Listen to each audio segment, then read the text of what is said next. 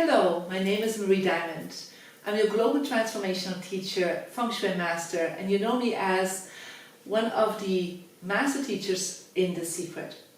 So today I'm with one of my dearest friends, Viola Edwards. I'm so excited to know more about her work that is totally transformational.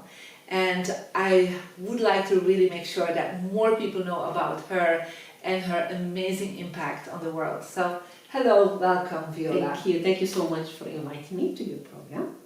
So, Viola, tell me a little bit about, what do you do and your story. Yes, well, as you said, I do transformational work because I'm my best client and I have had very interesting transformation in my life. One of the biggest one is that I stopped being a victim some years ago, many years ago. And I always talk about this because I think this is one of my major achievements, because when you are a victim, you see the world in a different way. You see always that the part of that is missing. And of course, like me, I'm sure if you feel victim, I'm sure like me, we had reason why we feel victims. In my case, my story, I'm the first one of a loving family. They wanted so much to have children.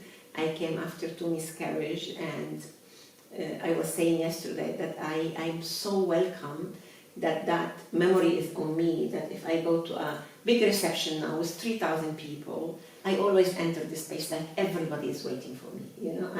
I carry that as a memory of how much loved and waited for I was. Well, that lasted 3 years because then my dad died at his 29 suddenly from a heart attack. My mom was pregnant with my darling sister, Layla, and our life gets ups and downs because that was a big shock for my mom. So, and after 2 months and a half, my sister was born extremely ill, between life and death for 1 year.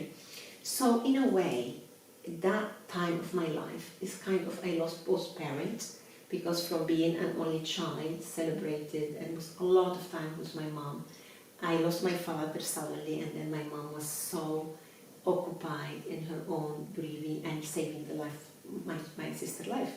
So I carried that grieving for so long, and that loneliness, and that I have to sustain myself, I have to sustain myself. Yeah. So I kind of, my personality as a child, you will not believe, I was quite grey, very silent, like those children who say no, yes, thank you, no, enough, thank you. Yeah, I cannot imagine that right now.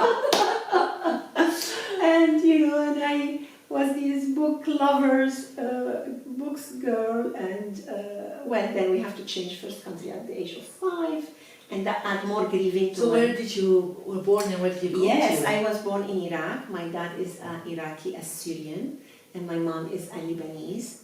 So after his departure, my mom moved to her country, to Lebanon. Okay. So as a child, I spoke Assyrian. I didn't speak Arabic. And then when we moved to Lebanon, we had to learn a new language and meet my mom's family and all the changes. And I was around 5, so that was hard.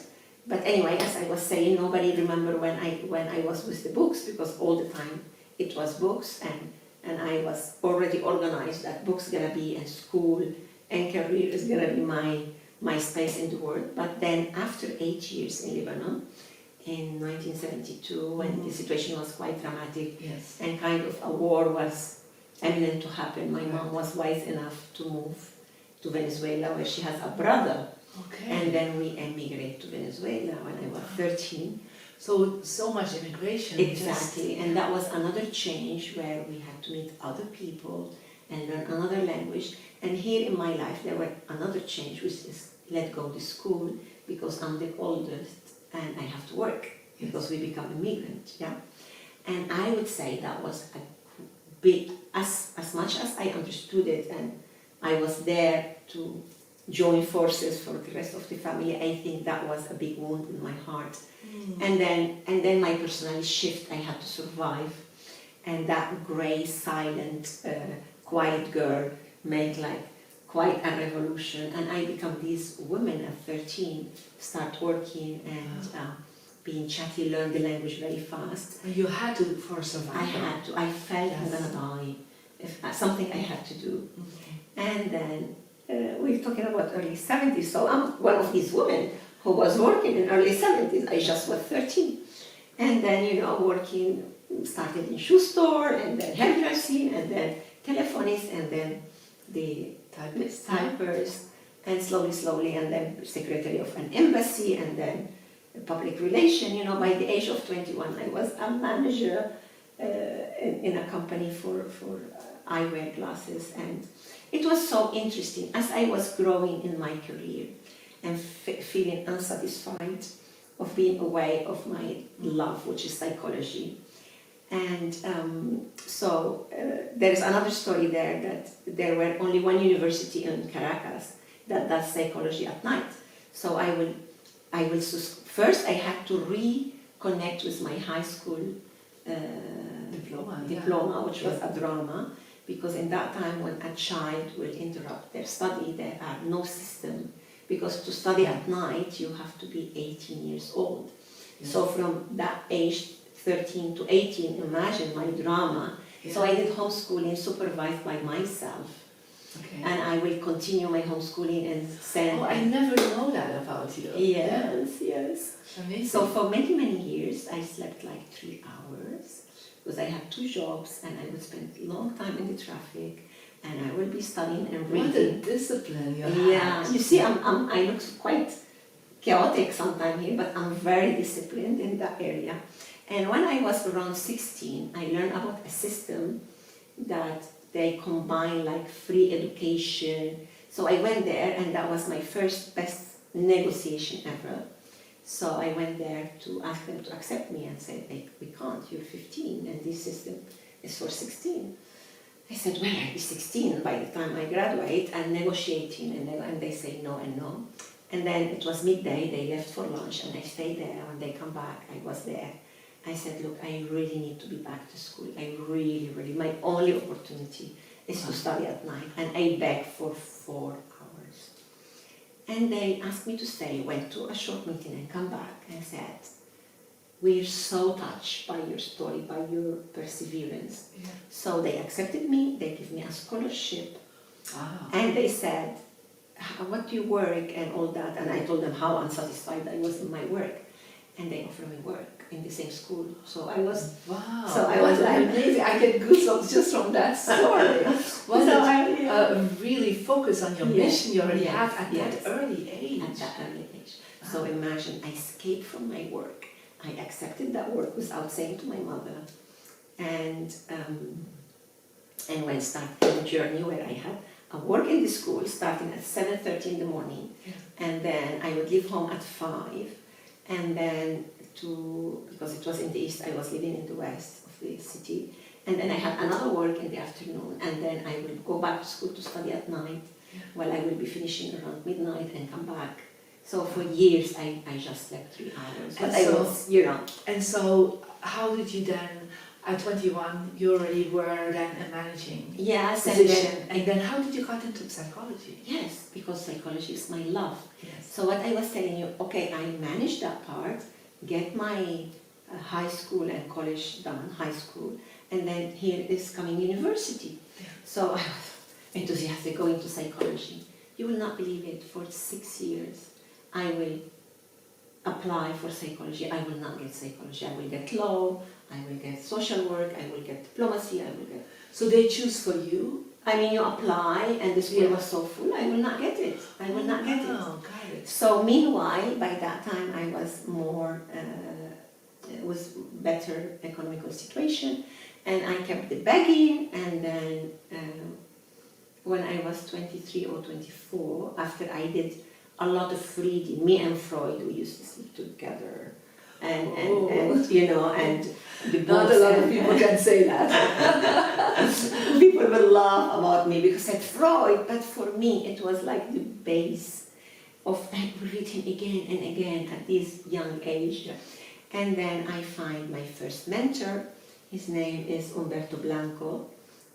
He was a psychiatrist, and then he became a psychoanalyst, and then he became a psychotherapist, and then he was the one leading transactional analysis in Venezuela. So here I am, 1983, 1984, knocking the door again and negotiating again. well, I don't have that degree, but I'm interested in that, and test me and prove me, and I know so much, but I really, really need to be here. And he was so kind, like, he didn't make me beg, he just embraced me and said, this is your place, and of course we will accept you and we will find a way for you. So Don't you worry. became then a transactionally Yes. psychoanalyst? No, I become his student first and his Yeah. client, and then later his assistant in analysis, transactional analysis, Okay. which was a whole methodology, much more practical and quite you could apply it immediately in your life, in your job. So I spent years there. So and tell me like 3 key points of that.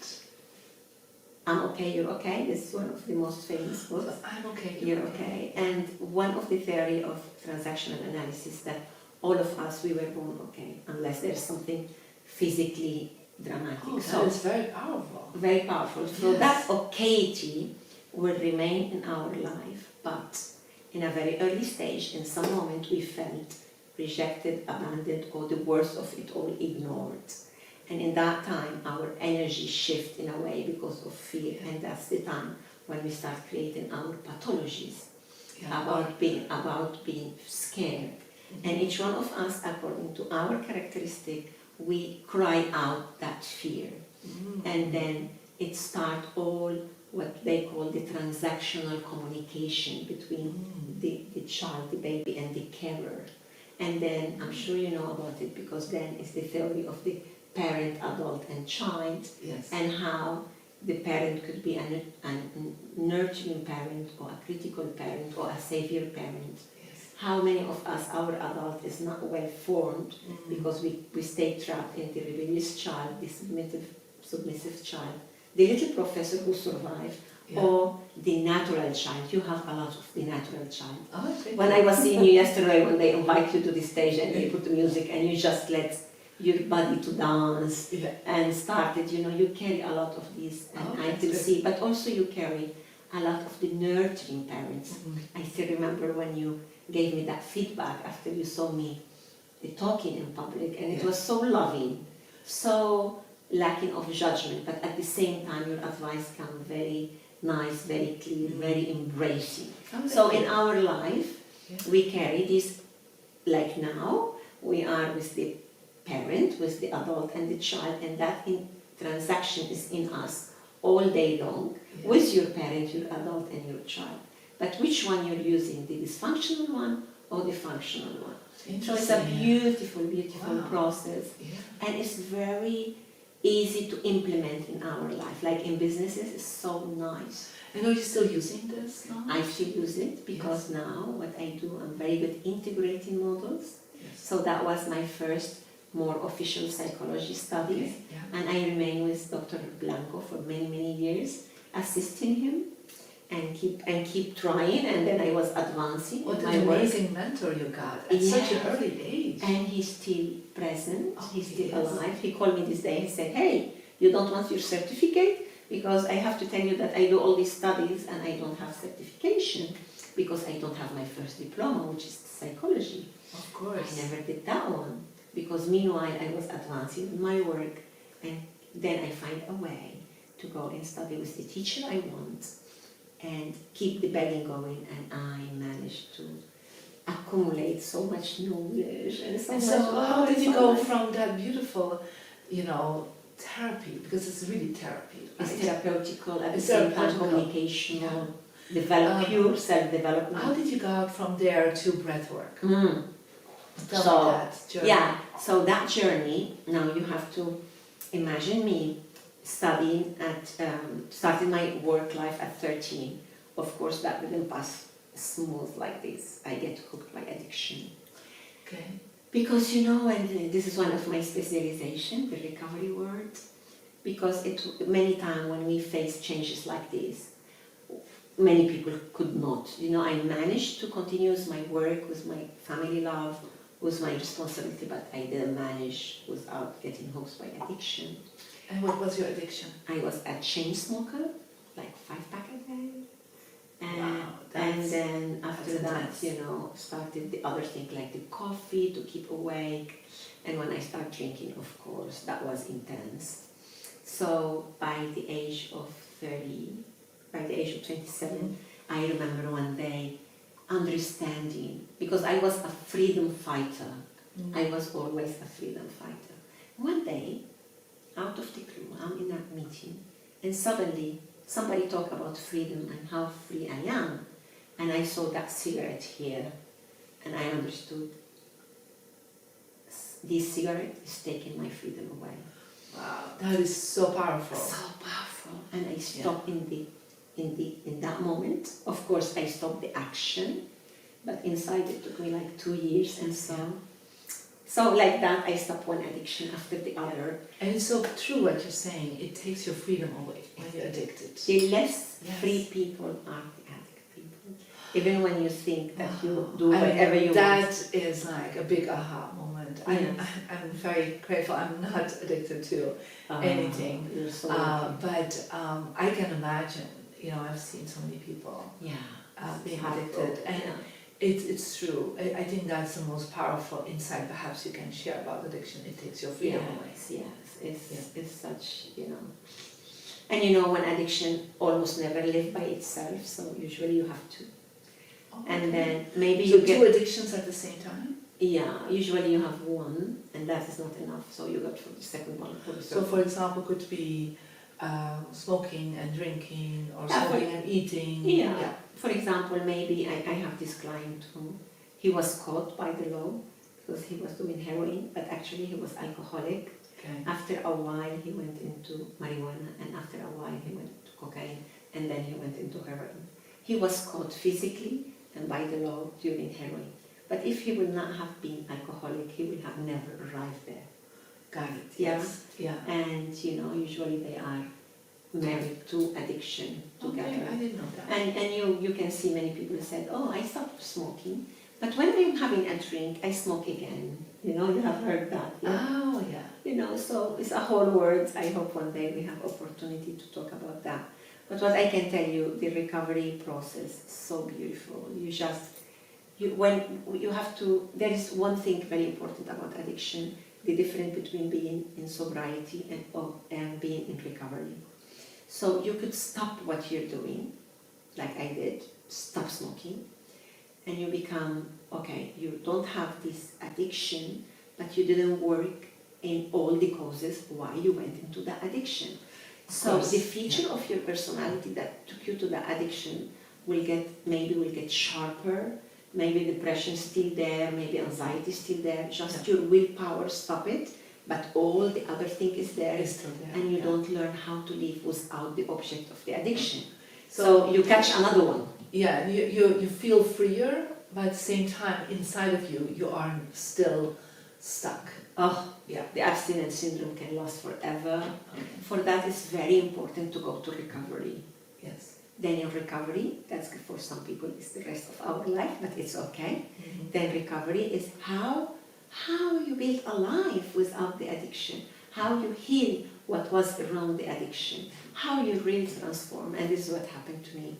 It took me some years, but the day I become 30, that day I wake up and I remember saying life cannot be like this.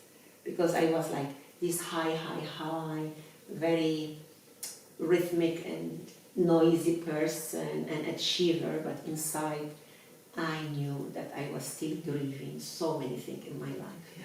And my 30th birthday gift was to go to psychoanalysis.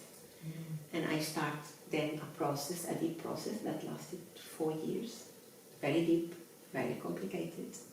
And during that process, I learned about meditation. Not through the process, it's through another friend. So I went and so imagine me, when I was smoking so much, okay, I stopped, was drinking so much, I stopped with meditation, and then, but I still, the coffee and the anxiety and sleeping so little, and then imagine that now sitting to meditate, imagine that person sitting to meditate, so that was a big shift. I can imagine that. That took ages, but I had such a good, again, I'm so blessed with teachers always. So I started with Siddha Yoga meditation, and one of the Swamis catch me when I was kind of running away because I thought this is not for me. And then he stopped me and he taught me how to start by 3 minutes a day, 5 minutes a day, 7 minutes a day, slowly until I achieved the 20, and then go to 40. And that was a journey, and I just enjoyed every bit about it and learn how. I mean, it was for me magnificent to get back and also for me that I grew up as a Catholic, I was so upset with whatever God means when I was 11. And for a spiritual child to be so upset with whatever the superior mean, that was the real orphanity. So when I went back into meditation and through Hinduism, I went back to whatever God means for me, not only the outside one, the inside one. Inside, I think with the process of psychotherapy, I think then I start slowly healing my big orphanity, not the loss of the father, but the loss of the faith. And kind of faith come back to me, in a different way, in a different shape. Beautiful. And I start respecting also where my family come from, how they worship, what are their values, Yes. So, and also I was in that age, early 30s, and in that diving into that word, then breathwork come to my life as a gift. Already at that time? Yeah, I was like 33, 34, and then breathwork when I'm so much in soak. And breathwork did the miracle, So tell me what breathwork is. Yes. So now imagine that we live or we survive as I did for so many years, and we breathe. Because without breath there is no life, yeah? This is our first connection with life and the last one. Now imagine that it's so there, the breath, that we take it for granted. And it's like that. And then we survive with these, yeah? Just small to survive. And people like me that went into smoking and drinking and lack of sleeping, so we even breathe less. So when I arrived to breathwork, what is conscious connected breathing, I was breathing so light, like shallow, like fast, shallow, out of breath. So the idea is first how to be conscious, the way how I work it nowadays, how to be conscious first of all about your breath. What is the dysfunction? It's dysfunctional, but what's your dysfunction? And how to learn how to take that to being a functioning breathing. So when you learn to break away from the limitation of the breath, at the same time we work a lot with the thoughts. And yesterday when I was listening to you talking about the talents and the qualities, our own talents, so you have time to reconnect with who you are and what are your talents, what are your qualities. So it's like for me, I work it in three lines that are interconnected. First is to learn how to breathe back, how to breathe. But the habit is so deep that we will forget about it. Yeah, many years. Exactly. You have been breathing so shallow. Exactly. Like, how many times a day you're breathing? Right? Exactly. But the other thing, what is very, very important for you, and I hope that will motivate you, is that as a child, when you start interrupting your breathing, natural breathing, it was because of one of these fears that you're missing the energy of life. So when a child is angry, is scared, is sad, she will interrupt her breathing. The only child that keeps breathing when he's upset is the one who's crying. But usually we say to the children, please don't cry. Yeah? So we take away from them that opportunity to be sad and to be breathing. So what happened? As we grow up, we grow, and we forget maybe about that thing that happened to me at 2, at 3, at 4, at 7, or maybe we didn't forget, we hold on in it. Yeah. But the fact is, as we grow up and we have different posture and we spend a lot of time sitting or smoking or whatever, that will add more to the dysfunction. So now you're breathing in a dysfunctional way, and without knowing, unconsciously, that way of breathing take you to that moment when you were so upset. For that, there's so many people moody, upset, sad. When you ask them, they don't know exactly. It's that they repeat the pattern the pattern of how that kicked in from that child time. from that child time. Then we have the teenage time. Okay. And let's be clear about it. All of us, we are wounded. All of us. Yes. Even when you have the best of the parents, both of them with you, you lived in a beautiful country. There a thing happened to you on the road to on the way to the school, or with your friend that you under 10. We don't have the abstract thought. We could not digest it. We could not understand. So under it. 10 years old, we cannot place it. We cannot place it. There's many things like me. What's death? Yeah. I was 3. What do I know? What's death is? Yeah. What I know is my father disappeared from my life, and after that, my life come ups and down. Yeah. And that thing, imagine now, is like an emotional cyst that you're gonna carry in, and with that, you're gonna go to be a toddler, to be a child, to be a pre-teen age, to be a teenage, and now you imagine how much of other things you collect on top of that. Yes. In my case, I don't trust life. This is what my thought before 30. I don't trust life. I can't sit comfortably because every time I relax, something very big happens. So let me be very alert and very awake. So this is how I was, and let me do everything I can do because life can finish in any moment. So actually, I never relaxed. And that's why you also didn't sleep, because why would you sleep? Because then I Oh my cannot God. live.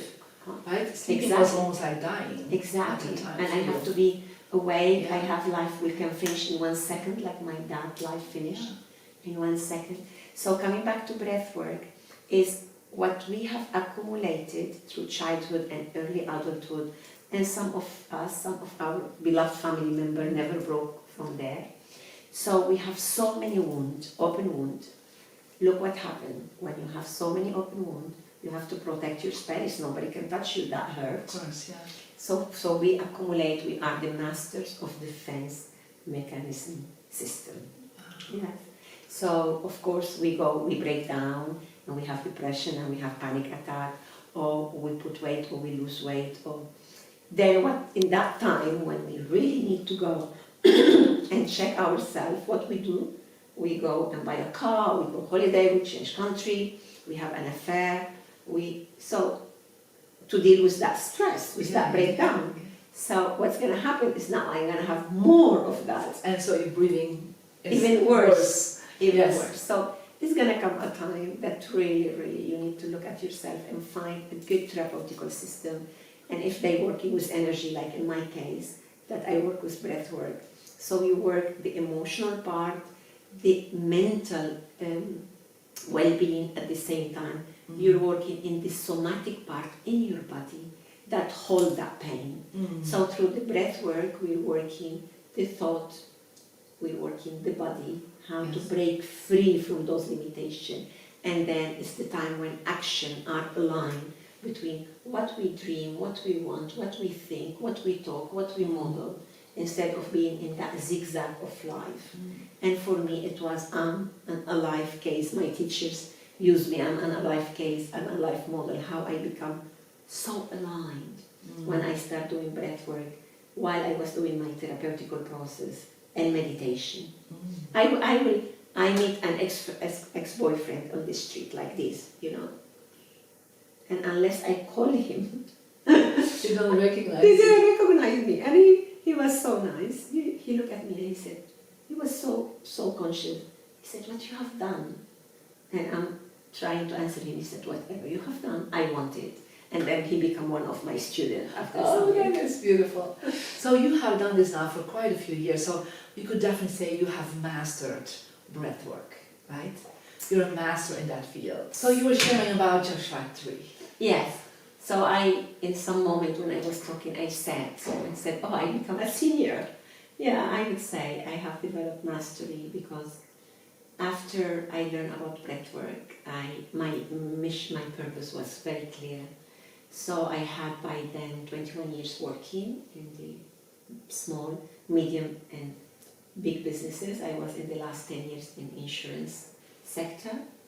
So I was ready then to change. And then I was 34, managed to change my work and went to US and trained with the founder of Conscious Connected Breathing, His name is Leonard Orr. And he just embraced me and took me to his home. I told you I'm so blessed with teachers. You are, yeah. He took me to his home, and I remember him when I came here first time. I have to tell you that story. And then I went to the Philadelphia Rebirthing Center and trained there.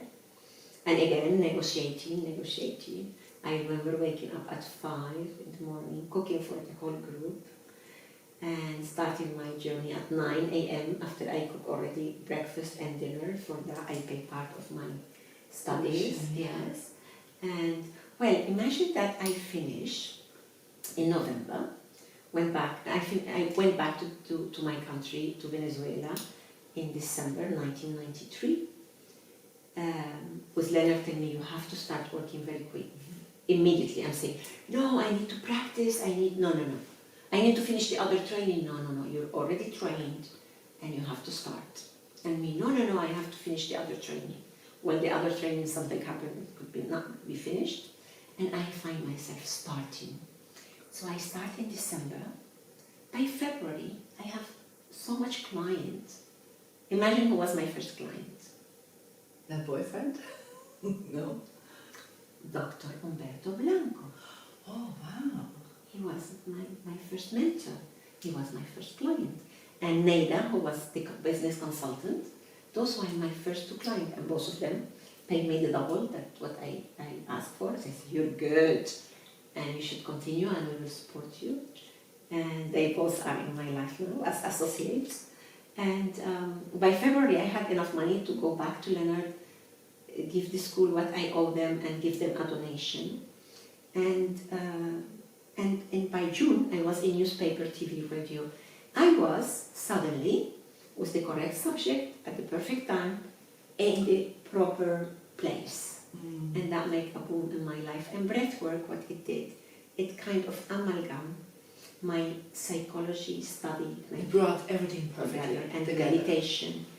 And with the breath, it's made like click, and I become that person who had these different knowledge accumulated for years, offered in that way. Beautiful. And it was so beautiful. And so now you have done thousands and thousands and thousands of hours of breathwork with your clients and seminars. So that must be so rewarding to see all this amazing change and transformation happen. Yes, and many of my clients, my friend that you know, I trained them in the 90s, and I'm training people here. And I was the one who took breathwork to business. So in the 90s, I took breathwork to business because my friend Neida, who was the consultant, who was my client, in her 3rd session she said, I want you to be in my team as a business consultant. I said, I'm not going back to business. I'm not going back to business. I'm not going back to high heel. No.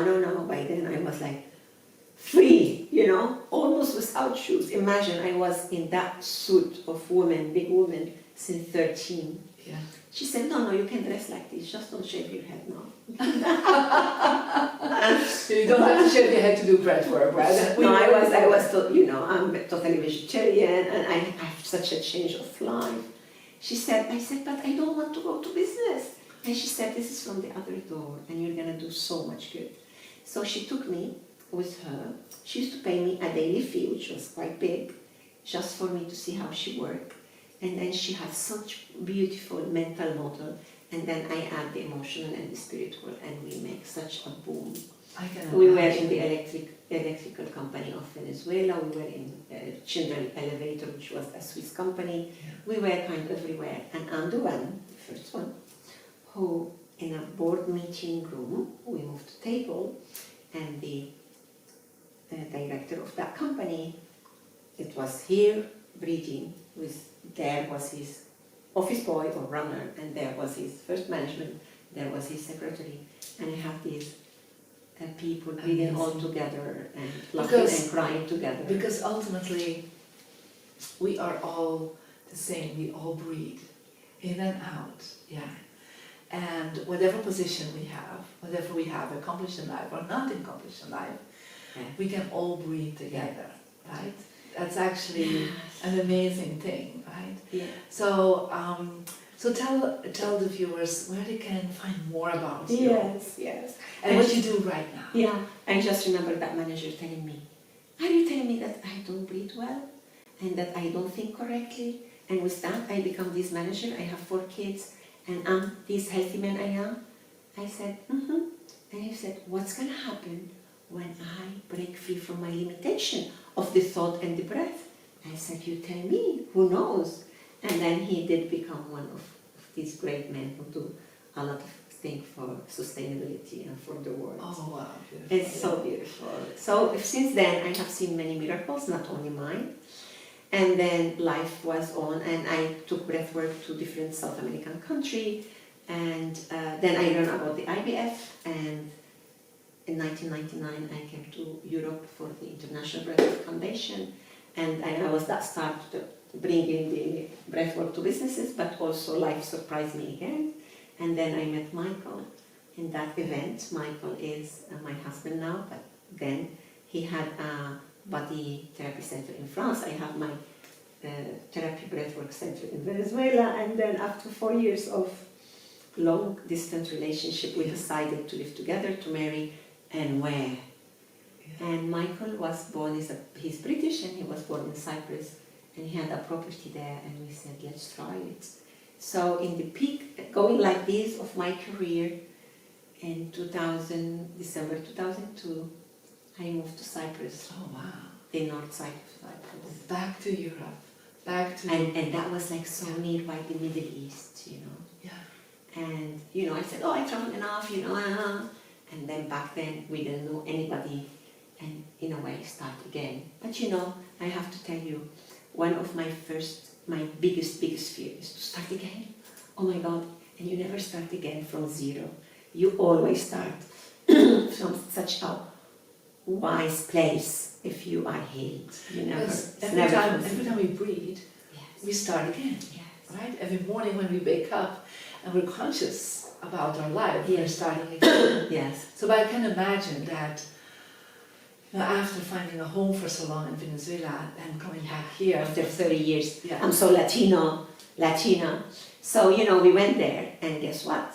Only psychiatry there. No mentoring, no coaching, psychotherapy, some psychologists. So then we started. It took me 7 years to build my business back there, and another 7 years to build it up, to make it solid. Yes. And breathwork had to wait a little bit because that was not understood, and I had to wait a little bit too. So I started doing relationship coaching, and then slowly went into the psychotherapy, and did a master there again, begging. Then I had to beg a lot, I'll tell you that in another program. But I managed to do another master in Cyprus, positive psychotherapy. And then, yeah, after 14 years hibernating in Cyprus, just working, because I did that decision, Marie, it was very important. I was 44 when I married, first time in my life. Yes. And your great love came. yeah, and in a way, first kind of solid relationship, apart from the one I had when I was 13. So it's like I really knew how to work and how to survive, but I really didn't know how to do a relationship. And how to love. And in such a way. Yeah, I could love, Yeah, but I could not stay. I could not stay through the difficulty. So it took me, I was so wild, so independent. But you know, I have this wonderful companion, wonderful man, who really one of the men who get empowered by being with an empowered woman. Yeah, Yes, that's beautiful. Yeah. And first, but still I had to do the work, still I had to go to what to do every day in a relationship. Stay there. So we are breathe into it, right? So we are in our year 16 of marriage, and we just get 20 years of relationship. Wow, congratulations. And then after that, I said 3 years ago, let's go back to international then. Now that we are solid, are we solid, Michael? He said yes. And guess what? Start again. So, and I think that's one of the times when you start really opening up. 3 years ago when I met you in London, right? Mm-hmm. And because then I came back to yeah. the work I used to do before I moved to Cyprus. I was international. Yeah. But then the world forget about me after 14 years. And it's all these online things. But you became even more an in-depth master of your work. Yeah. And sometimes I've seen that that's part of the journey, right? Yeah. Is that before you, it's like it's in waves, like we go out, like we Yeah. breathe out and we Yeah. breathe back in, right? And we Yeah. breathe out. When you have changed so many countries. Yes, well, yeah, that's another story, right? But I think that's so amazing Yeah. for you. And I'm so excited that the world is seeing you again. Yeah. And that Yeah. people can connect with you. So, And because it required a lot of humbleness yeah. and spiritual connection to come to a new place and say, here I am, I do this and this and this. What is this? Yeah, you know. And then you go back. So I come to London once, twice, 3 times. And I remember even people paying me to be paying me. Even people asking me to pay to be on stage, you know. It was so strange for me. Mhm. It's like it was so humbling to take the time and to explain again and again who I am, what did I know. Because if I didn't have a chance to explain and to be on stage to see who I am, what do I do. So it took a time, but here I am back to international, everywhere now again. Yes, wonderful. And So then, where can people connect with yeah. you? So my website is violaedward.com. Edward is without S. And I do mentoring, breathwork training. In Cyprus is my base, but I also do in London, and we're opening soon in Belgium. And I'm a guest trainer to other training that deal with breathwork or any way of mentoring and coaching. And I do online, I keep my online business going, like all my sessions and groups and webinars. And I wrote a book in 1999 that talked about the transformation way of changing our thought and how to build a purpose from our talents and how to have a vision that will inspire us and guide us in time of crisis or in time of creativity. So violaedward.com.